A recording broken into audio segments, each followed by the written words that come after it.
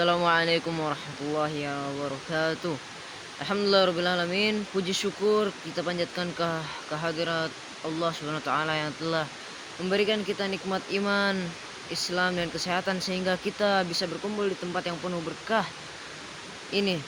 Salawat serta salam semoga tercurah kepada junjungan kita Nabi Muhammad sallallahu alaihi wasallam, keluarganya, sahabatnya, dan kita semua selaku umatnya. Amin ya rabbal alamin.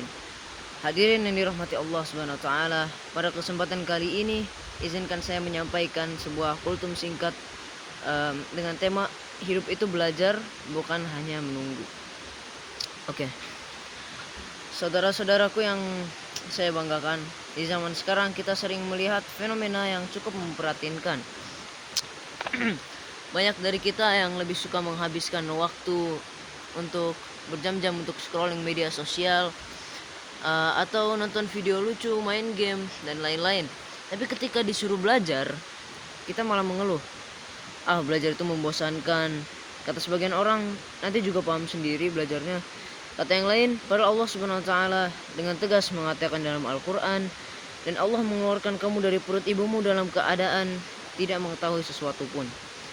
Yaitu artinya kita tidak mengerti apapun sama sekali. Berarti kita harus belajar.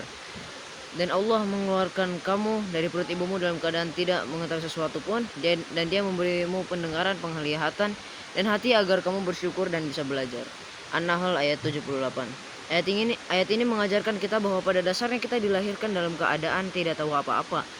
Lalu Allah memberikan kita alat untuk belajar, telinga untuk mendengar, mata untuk melihat, dan hati untuk memahami. Itu semua adalah modal untuk kita belajar, bukan untuk kita diam bermalas-malasan. Bayangkan, kalau kita tidak pernah belajar, kita tidak akan bisa membaca Al-Quran, tidak akan bisa menulis, tidak akan bisa menghitung, bahkan tidak akan bisa membedakan mana yang baik dan mana yang buruk. Maka dari itu, belajar adalah bagian dari ibadah kepada Allah dan bentuk syukur kita kepada Allah Subhanahu wa taala.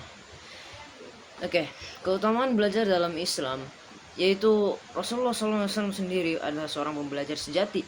Beliau diutus bukan untuk menjadi raja atau panglima perang, melainkan sebagai seorang guru. Dalam sebuah hadis Rasulullah SAW bersabda, menuntut ilmu itu wajib bagi setiap muslim. Hadis riwayat Ibnu Majah. Subhanallah, kata wajib di sini menunjukkan betapa pentingnya belajar dalam Islam. Barang siapa yang menempuh suatu jalan untuk mencari ilmu, maka Allah akan memudahkan baginya jalan menuju surga. Di sisi lain, Rasulullah SAW juga mengajarkan kepada kita bahwa menuntut ilmu itu tidak ada batas waktu dan usia. Beliau bersabda, tuntutlah ilmu dari buayan sampai hilang lalat. Tuntutlah ilmu dari buayan sampai liang lahat. Ya, artinya belajar itu seumur hidup, dari kita masih kecil sampai kita tua. Bahkan sampai kita meninggal dunia sekalipun, kita tetap harus belajar. Tidak ada kata terlambat untuk belajar. Oke, mungkin segitu saja. Terima kasih untuk mendengarkan kultum singkat aneh. Assalamualaikum warahmatullahi wabarakatuh.